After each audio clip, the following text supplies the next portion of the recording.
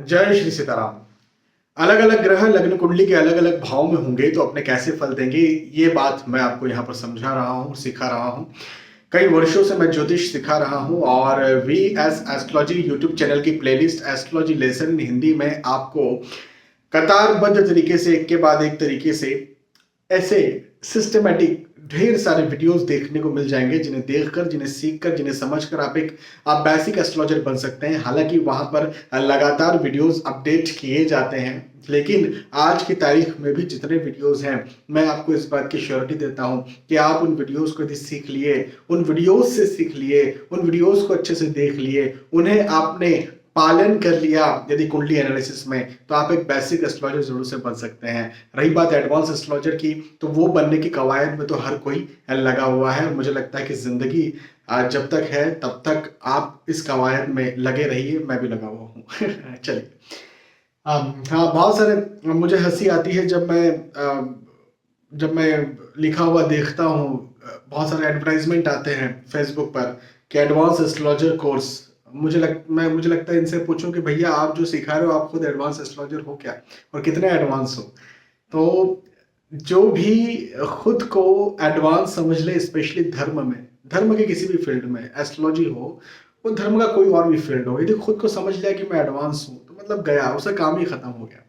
तो खुद को एडवांस नहीं समझना है, बेसिक एस्ट्रोलॉजर, और समय समय पर सीखते रहना है, प्रैक्टिस करना है, प्रैक्टिस करना है, प्रैक्टिस करने की भूख होना चाहिए। हाँ, अब पहली बात तो आप अच्छे से सीख लीजिए। जब आपने सीख लिया, उसके बाद फिर आप प्रैक्टिस कीजिए। और प्रैक्टिस आप कितने लंबे वक्त से कर रहे हैं, है ना, कितनी सारी कुंडलियां आपने देख ली हैं, कितने केस स्टडीज आपने कर ली है, और फिर आप क्या रोजाना सीख रहे हैं, इस बात से आप एक बेहतर बेहतर और बेहतर एस्ट्रोलॉजर बनते जाते हैं। एडवांस एस्ट्रोलॉजर का तो मुझे पता नहीं। चलिए, तो आइए हम बेसिक एस्ट्रोलॉजर बनने की कवायद करते हैं। और आज हम बात कर रहे हैं शुक्र देवता के बारे में। हालांकि शुक्र देवता की पूरी सीरीज चल रही है, और शुक्र देवता लग्न कुंडली के अलग अलग भाव में होंगे तो अपनी महादशा में वो कैसे फल देंगे, इस बारे में हम चर्चा कर रहे हैं। आज हम बात कर रहे हैं शुक्र देवता के अष्टम स्थान पर होने की। अष्टम स्थान ये होता है, पता है ना आप सभी को। एक पहला स्थान ये है, 1 2 3 4 5 6 7 8, ये अष्टम स्थान होता है। देखिए, मैं हमेशा ये बात कहते रहता हूँ, मैं खुद कहता हूँ ये बात कि अलग अलग लग्न की कुंडलियों में अलग अलग ग्रह अलग अलग स्थानों पर अपने अलग अलग फल देने वाले हैं। बिल्कुल, मैं ये बात कहता हूँ, या ये भी कह सकता हूँ कि भाई अलग अलग लग्न की कुंडली में, या अलग अलग ग्रह अलग अलग राशियों के साथ, अलग अलग नंबर्स के साथ, अलग अलग भाव में अपने अलग अलग फल देते हैं। मैं ये बात कहता हूँ।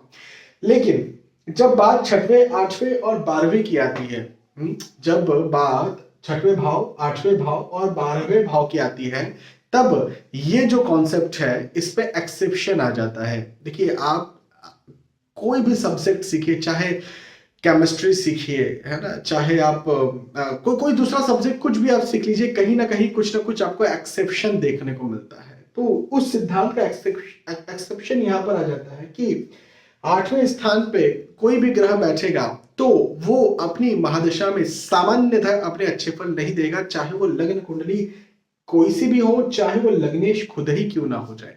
जी हाँ, तो यहां पर आपको ये समझना होगा। हाँ हाँ, जी हाँ, राहु भी, केतु भी, बहुत सारे लोगों का मानना ये है कि छठवें, आठवें, 12वें स्थान पर राहु केतु अपने बहुत अच्छे फल देते हैं। नहीं जी, अधिकतर कुंडलियों में आप ये पाएंगे, और अधिकतर कुंडली जिसमें छठवें, आठवें या 12वें स्थान पर राहु बैठे हुए हैं, और उसमें उन्हें राहु की महादशा चल रही है, उनकी जिंदगी में झांक करके देखिए, उनसे बात करके देखिए, वो बिल्कुल रोते हुए नजर आएंगे।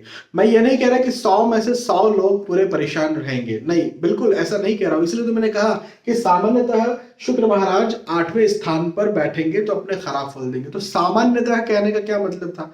मतलब ये था कि विशेष परिस्थितियों में अपने अच्छे फल दे सकते हैं। मैं मानता हूं इस बात को कि शुक्र महाराज जो है वो विशेष परिस्थिति में अपने अच्छे फल देंगे।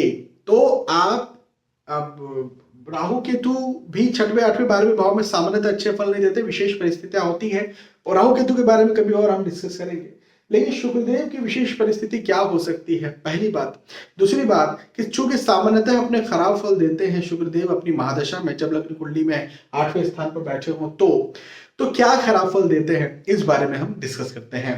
तो सबसे पहले ये समझते हैं कि आठवां स्थान होता क्या है। तो लग्न कुंडली का आठवां स्थान जो होता है वो चिंता, तनाव, एंजाइटी, डिप्रेशन और न्यूरोलॉजिकल प्रॉब्लम्स, मतलब जितनी साइकोलॉजिकल प्रॉब्लम्स है और जितनी ही न्यूरोलॉजिकल प्रॉब्लम्स या ब्रेन से रिलेटेड जो इश्यूज होते हैं। ब्रेन में क्या है? ब्रेन में साइकोलॉजी है, न्यूरोलॉजी है। यही है ना। ब्रेन यदि कहीं कंट्रोल करता है, मैंने शर्ट को ऐसा किया, कैसे कर पाया? हाथ से नहीं भैया, मेरे ब्रेन ने कमांड दी। तो कमांड कहां से दी? कमांड जो है वो साइकोलॉजिकली भी हुई, लेकिन न्यूरोलॉजिकली जो है वो कमांड हुई। और ऐसे कुछ तंत्र इलेक्ट्रिसिटी के द्वारा ऐसे कुछ तंत्र जुड़े हुए हैं जिन्हें हम नस नहीं एग्जैक्टली कह सकते, लेकिन वो न्यूरॉन्स होते हैं। न्यूरॉन्स की वजह से मैं जो है इतनी गतिविधियां कर पा रहा हूं। तो इलेक्ट्रिकली एक वेव चलता है ना। तो उसे वो ब्रेन उन सारी चीजों को कंट्रोल करता है। तो उसका भाव भी जो है वो अष्टम स्थान माना जाता है। अच्छा, एक और बात आप ये समझिए कि अष्टम स्थान मृत्यु का स्थान भी है। जी हाँ, मृत्यु का स्थान होने की वजह से लग्न कुंडली में 12 भाव होते हैं, लेकिन सबसे अशुभ भाव यदि कहा गया है तो वह अष्टम स्थान को कहा गया है। पहली बात। दूसरी बात ये कि शुक्र महाराज जो है उनकी 7वीं दृष्टि होती है। मतलब शुक्र महाराज जहां बैठेंगे वहां के तो अपने फल देंगे, बिल्कुल देंगे, लेकिन वहां से अपने 7वें स्थान के फल भी देंगे। तो यहां से 7वां स्थान क्या हुआ? 1 2 3 4 5 6 7।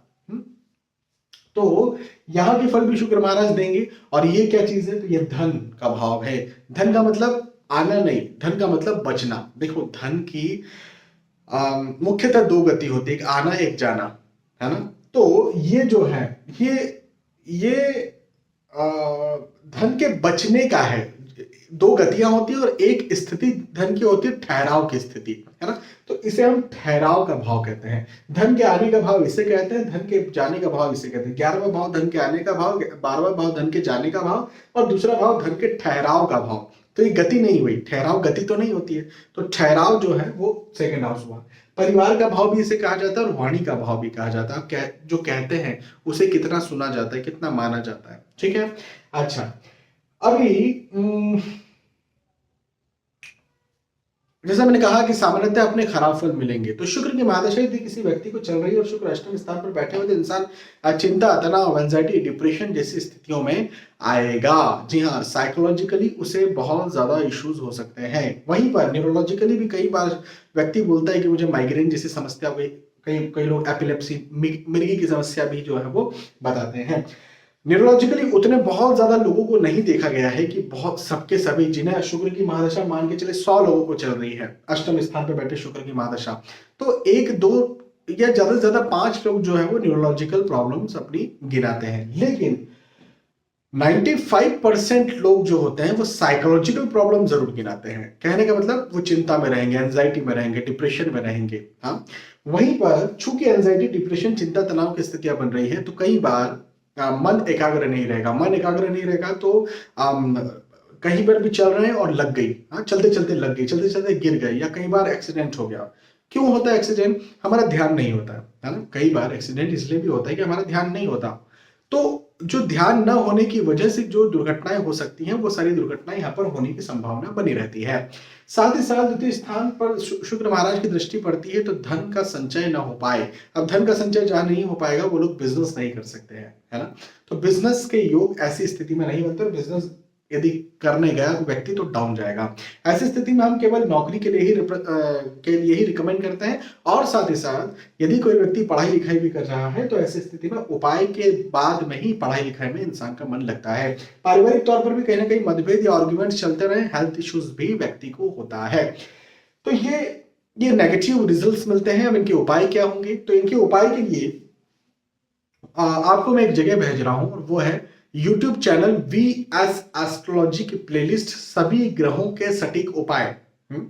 आप इस वीडियो को इंस्टाग्राम पर देख रहे होंगे या फेसबुक पर देख रहे होंगे, तो आपको YouTube पर जाना। YouTube पर देख रहे हैं तो इसी YouTube चैनल की प्लेलिस्ट एस्ट्रोलॉजी लेसन, मैं पूछूंगा इसी YouTube की चैनल की प्लेलिस्ट सभी ग्रहों के सटीक उपाय। हाँ, वहां पर जाइए, वहां पर शुक्रदेव का वीडियो आपको मिलेगा। 9 वीडियो शायद आपको वहां पर मिलेंगे। तो शुक्रदेव के वीडियो को आप ओपन कीजिए और उस वीडियो में जैसा जैसा जैसा जैसा मैंने बताया है वैसा वैसा वैसा वैसा कर लीजिए।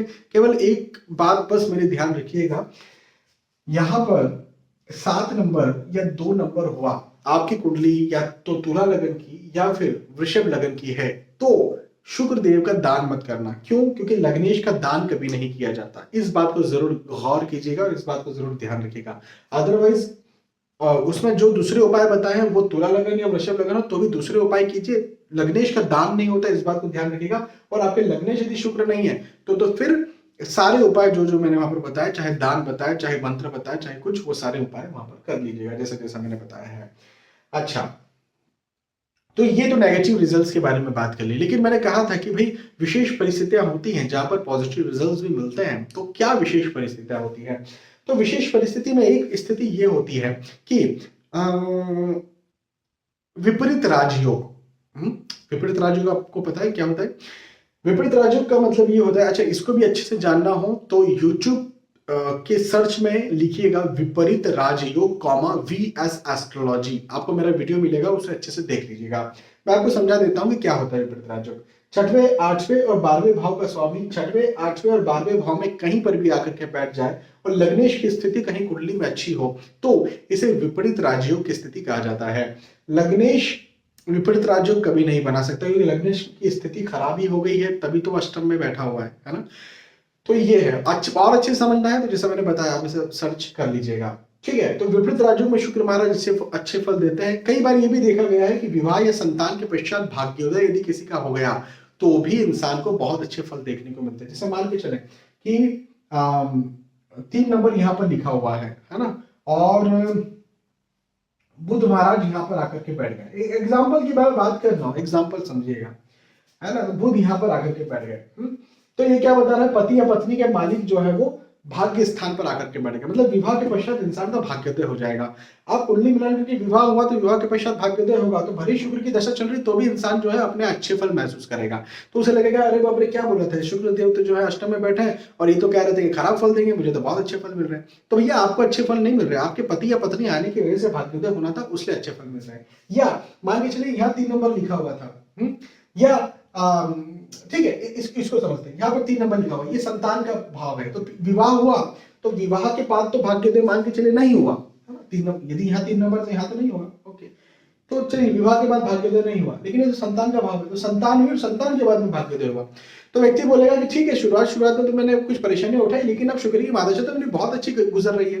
भैया वो शुक्र की महादशा नहीं गुजर रही, वो संतान के पश्चात भाग्य में उन्नति के योग थे, इस वजह से आपको जो है वो फायदा देखने को मिला है। तो इस प्रकार की कुछ विशेष परिस्थितियां होती है जिनके वजह से ये जो चीजें होती हैं, प्रेडिक्शंस कई बार फेल हो जाते हैं कि भाई यहाँ पर तो खराब कह रहे थे और अब हमें तो अच्छे फल मिल रहे हैं। तो ये वही लोग समझ पाते हैं जो डीप एस्ट्रोलॉजी जानते हैं, है ना। तो मैं जब कभी भी प्रेडिक्शन देता हूँ कुंडली में कि भाई आपको खराब रिजल्ट मिल रहा है, तब मैं ये सब चीजें जरूर देखता हूँ कि विवाह के पश्चात भाग्योदय, संतान के पश्चात भाग्योदय, या पिता से भाग्य, या कुछ और भी चीजें कि एक्स्ट्रा कुंडली में जुड़ी हुई हैं। यदि जुड़ी हुई है तो फिर मैं ऐसे इंसान को नहीं कहूंगा, या विपरीत राजयोग में शुक्र बैठे तो फिर मैं ऐसे इंसान को नहीं कहूंगा कि आपका शुक्र खराब है ना। तो ये बहुत सारी चीजें होती है जिन्हें देखा जाना जरूरी होता है, और उसके बाद ही मैं आपको ये समझाया जाता है या फिर आपको ये बताया जाता है कि आपके शुक्र खराब है, ठीक है। तो ये विशेष परिस्थितियां होती है। वैसे बहुत कम कुंडलियों में मैं ये स्थिति देख पाता हूँ, लेकिन जिन भी कुंडलियों में ये स्थिति देखता हूँ मुझे बड़ी खुशी होती है। क्यों खुशी होती है? क्योंकि नेगेटिव बोलने से मैं बच गया। जब मैं 1 to 1 आपको नेगेटिव बोलता हूँ या सुनाता हूँ तो मुझे अच्छा नहीं लगता। खैर ये मेरा काम है, पॉजिटिव हो तो पॉजिटिव बोलना है, नेगेटिव हो तो नेगेटिव बोलना है, लेकिन जो सच्चाई वो आपके सामने रखना ही मेरा काम है। लेकिन फिर भी जितना पॉजिटिव बोलो, जैसे मान के चले आप मेरे पास आए और मैंने आपको बहुत अच्छा, बहुत मीठा बहुत अच्छा बोला, तो आपको तो अच्छा लगेगा, लेकिन मुझे आपसे ज्यादा अच्छा लगेगा। लेकिन हो सकता है कि मैंने आपको नेगेटिव बोला तो आपको तो बुरा लगेगा, लेकिन उससे ज्यादा मुझे बुरा लगेगा। लेकिन अब बोलना तो बोलना ही है, तो मैं कभी भी हिचकता नहीं हूँ कि मैं क्या बोल रहा हूँ। हाँ, बस अच्छा बुरा लगता है, उसका क्या ही कर सकते हैं। चलिए, तो यहाँ पर हमने चर्चा की है शुक्र देव के अष्टम स्थान पर बैठने की, और मैंने अलग अलग परिस्थितियां आपको समझाई हैं और बताई हैं। बहुत बहुत धन्यवाद। फिर मिलते हैं आने वाले वीडियोस और एपिसोड्स में। तब तक के लिए आज के इस वीडियो में मैं आपसे विदा चाहता हूँ। जय श्री सीताराम।